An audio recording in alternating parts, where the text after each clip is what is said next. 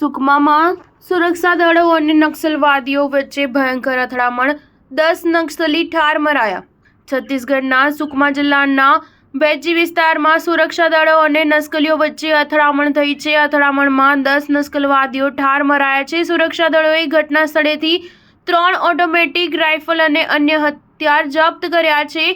મળતી માહિતી અનુસાર જવાનોની નક્સલીઓ સાથે અથડામણ થઈ હતી. જવાનોને માહિતી મળી હતી કે કેટલાક નક્સલીઓ ઓડિશાના રસ્તે છત્તીસગઢમાં પ્રવેશ કરી રહ્યા છે. ડીઆરજીની ટીમ નક્સલીઓની ઘેરાબંધી કરવા નીકળી હતી. બંને તરફથી સેંકડો રાઉન્ડ ફાયરિંગ થઈ છે.